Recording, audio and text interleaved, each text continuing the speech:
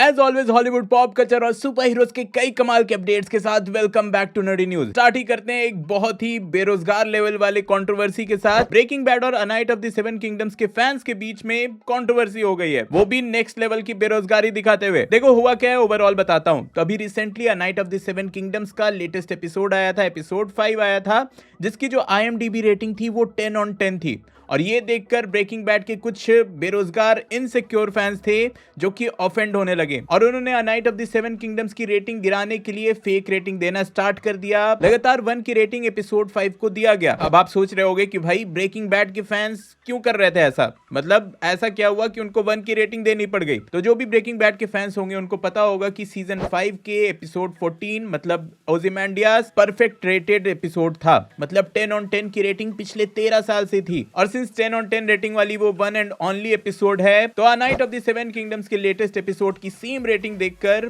कुछ fans offend होने लगे, कुछ फैंस इनसिक्योर होने लगे और उन्होंने फेक रेटिंग देना स्टार्ट कर दिया। और इसके रिस्पांस में क्या हुआ कि गेम ऑफ थ्रोन्स के जो फैंस थे, जितने भी फैंस थे, पूरे फैंडम ने ओzymandias जो एपिसोड पहले 10/10 था पिछले 13 साल से, उसकी रेटिंग पे स्पैम करके 1 की रेटिंग स्पैम करके उसको भी गिरा दिया। अभी के लिए जो रेटिंग चेक करोगे तो ओzymandias का 9.9 हो चुका है, जो कि पिछले 13 साल से 10 पर थी। बाकी a night of the seven kingdoms के एपिसोड 5 जो है उसकी रेटिंग 9.8 है। तो हाँ, इस पूरे बेरोजगार लेवल वाली कंट्रोवर्सी में आप समझ ही सकते हो कि भाई नुकसान दोनों ही तरफ का हो गया, फायदा किसी का नहीं हुआ। वैसे a night of the seven kingdoms जो है वो अभी काफी तगड़ा चल रहा है। इसकी व्यूअरशिप की बात करें तो पर एपिसोड इसको 13 मिलियन व्यूअर्स मिल रहे हैं, वो भी सिर्फ यूएसए से। वर्ल्ड वाइड मैं काउंट भी नहीं कर रहा हूं। और इसको ऑलरेडी अगले सीजन्स के लिए रिन्यू कर दिया गया है। वैसे इसके लेटेस्ट वाले एपिसोड से एक मोमेंट काफी ज्यादा वायरल हो रहा है, आपने देखा ही होगा, वेकअप सर डंकन वाला सीन। लेकिन इंडिया में भाई उसका तमिल डब ज्यादा वायरल हो चुका है और रीजन क्या है आप लोग खुद सुन लो। लैंडी लैंडी सर,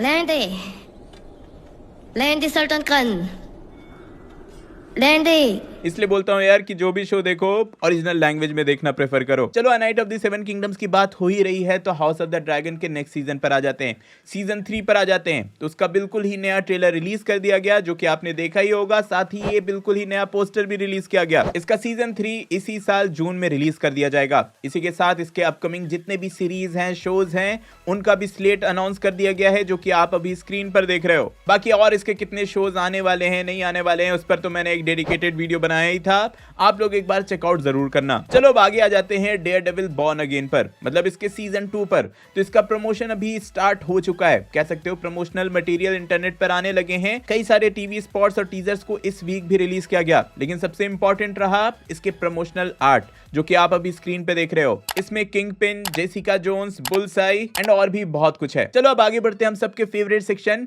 कुछ छोटे मगर मेजर अपडेट्स पर, जहां सबसे पहले वेनम का एक एनिमेटेड मूवी कंफर्म कर दिया गया है। स्पाइडरमैन की जो एनिमेटेड यूनिवर्स चल रहा है सोनी के अंडर, उसमें कई सारे रूमर्स तो आए ही हैं कि जैसे स्पाइडर ग्वेन का भी एक एनिमेटेड प्रोजेक्ट आएगा, स्पाइडर पंक का भी आएगा, लेकिन अभी के लिए ऑफिशियल कंफर्मेशन बस वेनम की मूवी को दी गई है। तो हाँ, वेनम की आप एनिमेटेड मूवी जल्द ही देखने वाले हो। एनिमेशन की बात हुई है तो यार इनविंसिबल के सीजन 4 का भी बहुत सारे फैंस वेट कर रहे हैं। अभी तक आप लोगों ने नहीं देखा है तो यार देखना स्टार्ट कर दो, क्योंकि इसका सीजन 4 का शेड्यूल आ चुका है। 18 मार्च को इसके 3 एपिसोड रिलीज कर दिए जाएंगे, उसके बाद वीकली एपिसोड्स रिलीज किए जाएंगे। देन सीक्रेट वॉर्स के बाद म्यूटेंट सागा में जो एक्समैन की फर्स्ट मूवी आने वाली है, उसके लिए प्रोडक्शन डिजाइनर को कंफर्म कर दिया गया है। कसरा फरहानी इस मूवी के प्रोडक्शन डिजाइनर होने वाले हैं। इससे पहले इन्होंने फैंटास्टिक फोर फर्स्ट स्टेप्स और लोकी की सीरीज के लिए भी प्रोडक्शन डिजाइन किया है और अवेंजर्स डूम्सडे के लिए भी प्रोडक्शन डिजाइन कर रहे हैं। देन कुछ दिन पहले मैंने बताया था कि कॉमिक्स में मार्वल और डीसी का क्रॉसओवर होने वाला है। कॉमिक्स में स्पाइडरमैन और सुपरमैन एक साथ दिखने वाले हैं, तो उसी कॉमिक्स से उन दोनों का फर्स्ट लुक निकला है, जहां पीटर पार्कर और क्लार्क केंट को साथ में देख सकते हो। इवन दोनों का आइडेंटिटी कार्ड भी आप देख सकते हो, जो कि एक तरह से हिंट देता है कि कैसे दोनों ही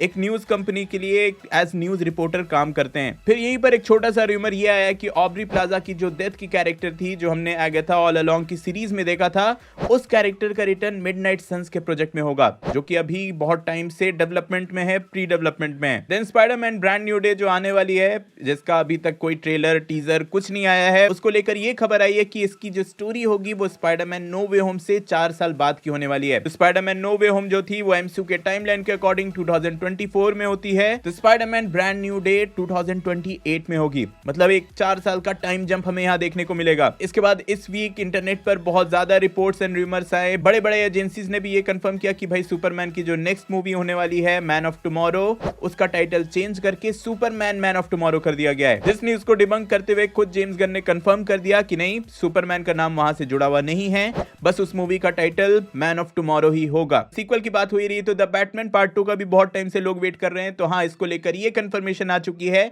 कि इसी साल मई में इसकी फिल्मिंग स्टार्ट होने वाली है। डेट्स बुक कर लिए गए हैं, लोकेशन डिसाइड कर लिए गए हैं। और यहीं पर एक सैड न्यूज है, एक्टर एरिक डेन, जिन्हें आपने एक्समैन की मूवी में एक्समैन द लास्ट स्टैंड में एज मल्टीपल मैन देखा होगा, वो अब इस दुनिया में नहीं रहे हैं। तो हाँ, may his soul rest in peace. अब आगे आ जाते हैं इस वीक रिलीज किए कुछ नए पोस्टर्स एंड ट्रेलर्स पर, जहां सबसे पहले तो यार मोनार्क लेगेसी ऑफ मॉन्स्टर्स का जो सीजन 2 आ रहा है, उसका ये एक बिल्कुल नया पोस्टर रिलीज किया गया, जो कि सही में काफी डरावना है। Then I am sure Toy Story franchise के भी बहुत सारे फैंस हैं, मैं भी बचपन से फॉलो कर रहा हूं, तो टॉय स्टोरी 5 का ये एक बिल्कुल नया ऑफिशियल पोस्टर रिलीज किया गया और एक बिल्कुल ही नया ट्रेलर भी। ये मूवी इसी साल 19 जून को रिलीज कर दी जाएगी। फिर पीकी ब्लाइंडर्स के भी फैंस बहुत सारे भरे पड़े हैं, तो इसका भी एक नया ऑफिशियल ट्रेलर रिलीज कर दिया गया है। ये मूवी 20 मार्च को ही नेटफ्लिक्स पर रिलीज की जाएगी। इसके बाद मम्मी की एक नई मूवी आने वाली है, ऑब्वियसली सेम टाइटल से दी मम्मी, तो उसका ये एक नया ऑफिशियल पोस्टर रिलीज किया गया और साथ ही बिल्कुल नया ट्रेलर भी। देन स्टार वॉर्स यूनिवर्स से द मैंडोलोरियन और ग्रोगू रिलीज होने वाली है 22 मई को, तो उसका एक नया ऑफिशियल पोस्टर रिलीज किया गया और बिल्कुल नया ट्रेलर भी। साथ ही ये भी कंफर्म कर दिया गया कि इस मूवी में हमें मार्टिन स्कॉर्सेसी एज एक्टर दिखेंगे।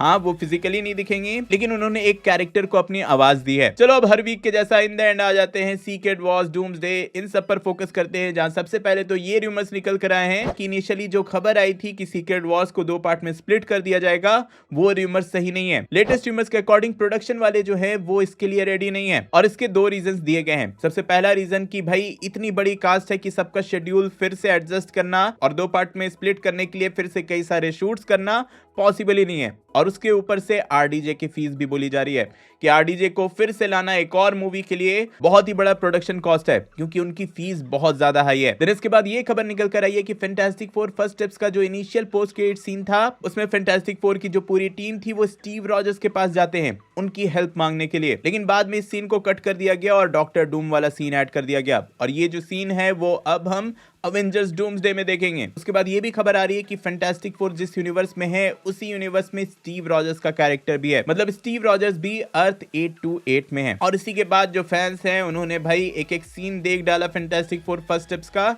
और एंडिंग से ये एक सीन निकाला जिसमें सब गेस कर रहे हैं कि भाई ये कोई और नहीं बल्कि स्टीव रॉजर्स और उनका बेटा है। तो हाँ, क्या सही है क्या गलत है भाई ये मूवी आने के बाद ही पता चलेगा। अभी के लिए रूमर्स मानना है नहीं मानना है वो आप खुद सोच लो। और जाते जाते ये फोटोज भी देख लो क्रिस हेम्सवर्थ की जिम में बॉडी शॉडी बनाते हुए डूम्सडे के लिए, क्योंकि डॉक्टर डूम की कुटाई भी तो करनी है। तो हाँ यार, ये थे इस वीक के अपडेट्स। आई होप आप पूरी तरह से अपडेटेड हो गए होगे। हाँ तो वीडियो लाइक करना, शेयर करना, चैनल पर पहली बार आए हो तो सब्सक्राइब करके जाना। कौन कौन से सिनेमैटिक यूनिवर्स पूरी तरह से फ्लॉप हो चुके हैं उनके बारे में जानने के लिए ऊपर वाली वीडियो देखें, और गेम ऑफ थ्रोन्स के अपकमिंग सीरीज मूवी सबके बारे में जानने के लिए नीचे वाली।